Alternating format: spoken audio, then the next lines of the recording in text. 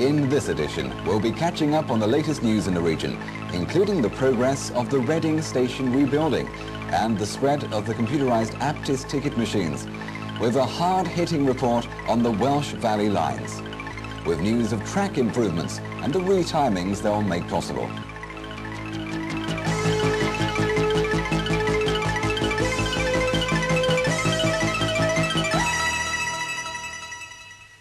Hello, I'm Pete Baker and welcome to Rail Points West Spring Edition. First, news of how we're improving our stations. We'll start where the region starts, at Paddington, which is getting a new roof. First to be replaced is the 57-year-old section over the lawn, with glass-reinforced plastic replacing the old panes of glass. It's costing £4.5 million, but then we are talking about 13 acres of roof. Reading is also in the middle of a £14 million facelift, with the Victorian facade becoming incorporated in a design that meets today's demands. The architect is Malcolm Wood. Reading Station development is a new facility for passengers, improved, larger facilities, with an overbridge over the tracks linking a multi-storey car park on the north side of the station. The existing buildings are listed Grade 2, which makes it very difficult to work around them. We're also constrained by site constraints on the southern region tracks, which lead to Waterloo and Gatwick. This has left us with a very narrow space between the tracks and the building, and this is the reason that we've had to incorporate the large overbridge to give us easy access to the platforms. Clearly there are a lot of benefits for the travelling passengers, but what about the staff? Now, what benefits are there in it for them? Well, we would like to think that with improved facilities for passengers, the lot of the travelling public will be improved, and therefore hopefully it will make relations between passengers and staff easier to perform at this station. We are actually providing staff facilities which will be brighter and more improved within this scheme. Another station that's been given a new lease of life is Goring in Streatley. Devastated by a fire just before Christmas 1985, the station has been restored by engineers working under Ray Smith, area civil engineer in Reading. They've won an award for their work. The Royal Society of Arts says it's one of the best restored stations in the country. Well, of course, it's no use having bright new stations if passengers have trouble getting the right ticket for their journey. Introduced at Didcot Parkway and online in many Western ticket offices, the new Aptis microcomputer ticket machine has in its memory the right fare to every station in the network, including London Transport. Eventually, it will make the fares manual a thing of the past, with the added advantage of instant sales data as well. Now, the Welsh Valley lines are one of the areas of expansion in the region. Injections of capital from Mid Glamorgan and South Glamorgan County Councils have paid for new stations like Ystrad, Ynyswen, Eastbrook and Lisvane and Thornhill, and a passenger survey showed that more than 90% of commuters are satisfied with the service we give. We visited the Valley lines during one of the coldest spells of the winter, a day when both staff and customers were feeling a little under the weather. Well, the future is looking rosy, but there's still a lot of improvements can be made here. The timekeeping of trains into Cardiff has worsened, and statistics quoted that 95% of trains arrive within 5 minutes is quite misleading. And this particular train we're waiting for at the moment is a very good example because it's late every day.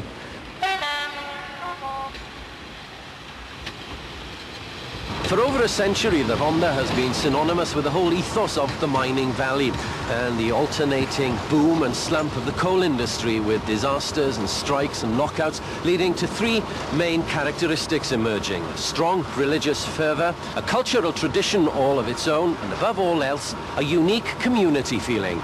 There is a very good service, but I'm afraid we have had some bad problems lately with the mechanical breakdown of the sets, but I think basically more or less they are happy with the service when it's going well. Not a very good condition because the main problem is the heating problem with them.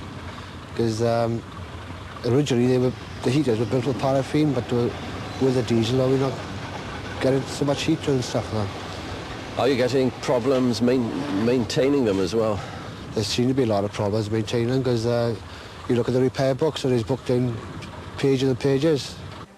It's a homely line, actually. It's we know the people here who travel, and it's like I said, it's your next door neighbour travels by train, and he knows me and I knows him, and it's a very homely line to work on. Well, I suppose because I was born here, it's nice to work up here. I was the last engine cleaner here to become a driver, so a bit of history as I was. If you were running the railway, Jack, how would you change things on the Valley's network? Well, I'd have every train to stop here for the start. That's the only way you can make money, is by picking up passengers. It's a booming industry now compared to about 5 years back when it was at the verge of disaster. There was very few people travelling and very few trains running, especially to the top end of the valleys. It's much better than travelling by car into Cardiff, yes it is. It's very good. Yes I am. It got me to work in the snow and that was all I was concerned about. So, yeah. But it's not all gloom and doom. October '87 sees the introduction of Sprinter Class 150s on the lines. Eventually there'll be 20 of them, cutting journey times from the head of the valleys to Cardiff by 10 to 15 minutes. Earlier today I asked John Davis, Provincial Manager for South Wales, to describe the future for the Valley Lines. Oh, tremendous. We've got a great future. I mean, we're doing really well with old trains, and we've had an increase in passengers of around about 40% in the last few years. So the sky's the limit with a new train.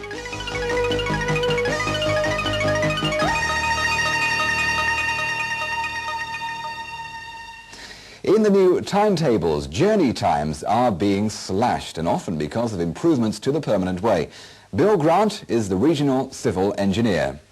Firstly, we would increase speed of trains around curves by possibly increasing the cant or by increasing the length of the curve.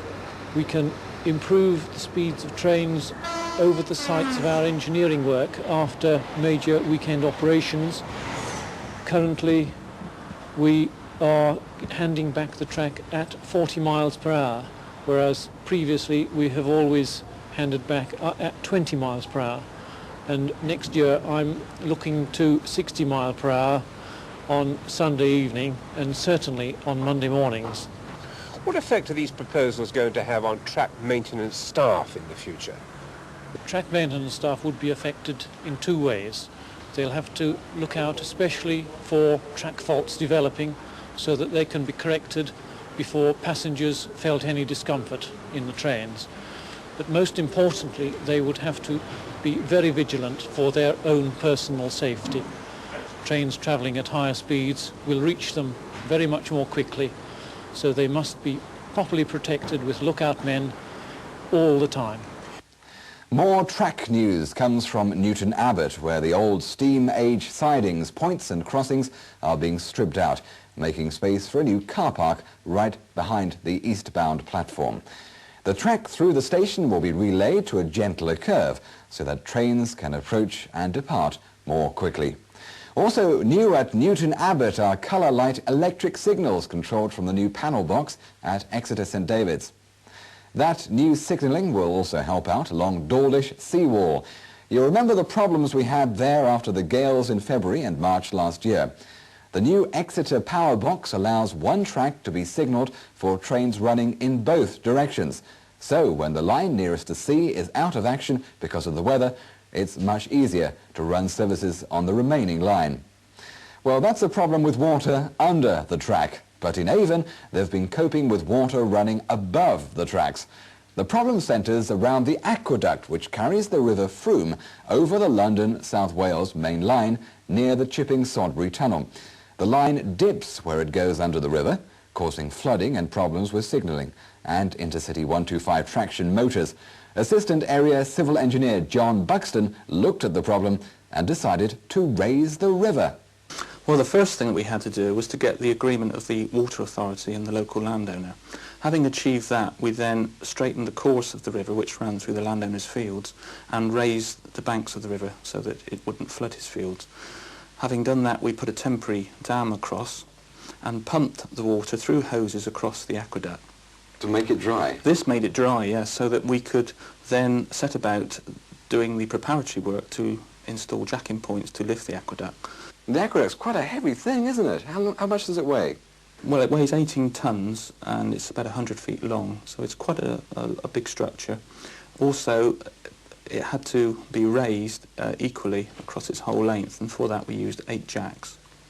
So when did you do the actual jacking operation? The jacking operation was done on a Saturday night, Sunday possession of the line when no trains are running, which took 10 1/4 hours. It went quite smoothly, really. Well, we have to thank the permanent way gangs from Bristol and Swindon, the slip and drainage gang from Bristol, and the workshop staff from Ashton Gate, who did such a marvellous job lifting the aqueduct on that 10-hour occupation.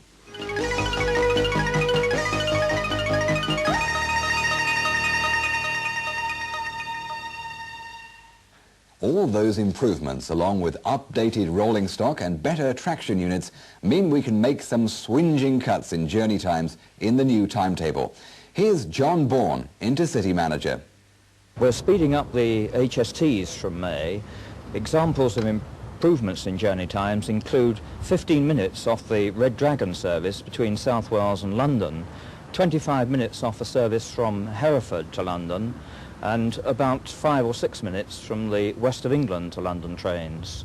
We've got a very, very fast service from London to Penzance in the fastest ever time. Also, Oxford to London will be done in 43 minutes, which again is the fastest ever. Intercity will be 21 this year.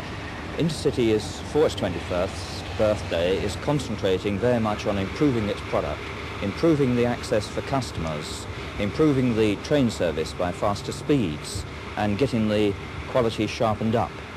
The actual celebration will be in May with the introduction of the new timetable.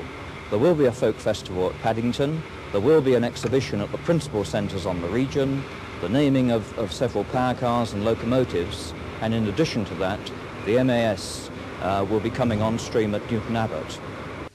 From passenger traffic to freight now, and in Wales there are more powerful Class 37s in service. Earlier today I asked Andrew Knock to explain why. Well, to put it in very simple terms, what it means is that one locomotive can do very nearly the work of 2 previously, in that we can single head with one locomotive trains which formerly were double headed into Aberthaw Power Station. And where were the conversions done? Conversions were done by BREL at Crewe. So a good investment for the future, Andrew? Yes, a very good investment and a big vote of confidence in rail freight's future in South Wales. One of the improved 37s was proudly renamed Vulcan Enterprise during a ceremony on Cardiff Station earlier this year. And around the same time, a new form of freight came to the region, teddy bears.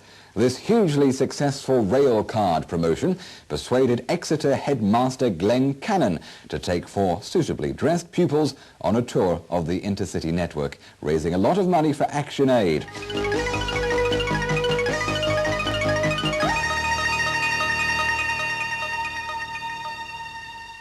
News of some of the regional sports finals organised by the BR Staff Association. Well, coming up on May the 2nd, Gloucester hosts the individual and team finals of the small ball skittles, while badminton players battle it out in Swindon on Wednesday the 6th.